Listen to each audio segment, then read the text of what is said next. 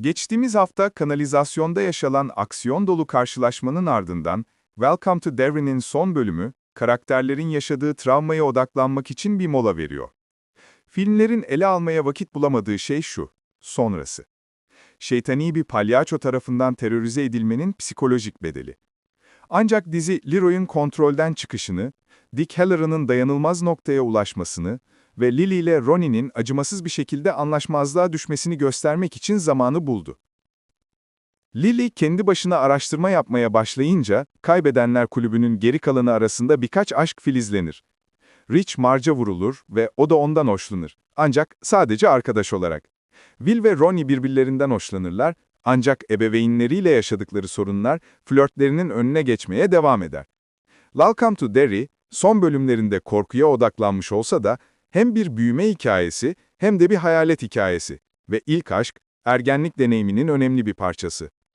Bu bölümün yazarları arasında American Fiction'ın Oscar ödüllü yazar-yönetmeni Cord Jefferson da yer alıyor. Jefferson, yıllardır HBO ailesinin bir parçası. Daha önce Succession'da danışman, Watchmen ve Station Eleven'da ise yazar olarak çalıştı. Ve buradaki yazar ekibine mükemmel bir katkı. Welcome to Derry, 60'ların başındaki riskli ırk politikalarını ve Amerikan toplumundaki içsel önyargıları inceliyor. Jefferson da tam olarak kendisine akademi ödülü kazandıran senaryoda bunları ele almıştı.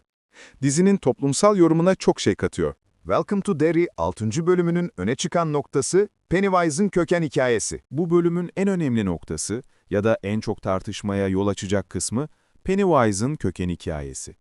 Bu köken sahneleri, Pennywise'ın nereden geldiğine dair ipuçları vermekle karakteri gizem içinde tutmak arasında ince bir çizgide ilerliyor.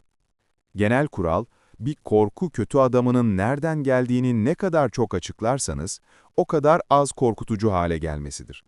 Ancak Welcome to Derry, Pennywise'ın görünümünün etkisini azaltmadan, hikayeyi genişletme konusunda iyi bir iş çıkarıyor. Bill Skarsgård hiç tereddüt etmeden role geri dönüyor, her zamanki gibi korkutucu. Bu bölümde harika bir sinematografi var. Kamera, Henry Grogan'ı kovalamak için bir kamyonun arkasına atlayan, silahlı öfkeli beyazlardan oluşan bir gruptan uzaklaşıp, rüzgarda dalgalanan bir Amerikan bayrağına yerleşiyor ve oyunun temalarını görsel olarak yansıtıyor.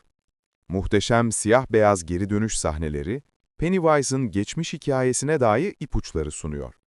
Siyah-beyazlık sadece bir filtre. Hala parlak bir dijital ışıltıya sahip. Ancak yapımcılar bu tek renkli estetiğin güzelliğini ortaya çıkarmak için yüksek kontrastlı ışıklandırma kullanıyor. Sin City tarzı koyu kırmızı tonlarla Pennywise'ın uçan balonu ve rahatsız edici bir kan gölü serpiştiriyorlar. Bu bölümün merak uyandıran sonu, dizide şimdiye kadar yaşanan en korkunç olay ve Pennywise'la hiçbir ilgisi yok. Yerel kanunsuzlar ekibi, Grogan'ın çoğunlukla hava kuvvetleri üstündeki siyahi askerlere hizmet veren yerel bir bar olan Black Spot'ta saklandığını öğreniyor. Bölümün son anlarında hepsi silah ve maskelerle saldırıya hazır bir şekilde ortaya çıkıyor. Bunun hayaletler veya iblislerle hiçbir ilgisi yok. Irkçılığın gerçek dehşetine değiniyor ve bu herhangi bir doğaüstü palyaçodan çok daha korkutucu. Bu son sahneyle Welcome to Derry, ilk filmde de değinilen, kasabanın tarihindeki en çok edici olaylardan birine doğru ilerliyor.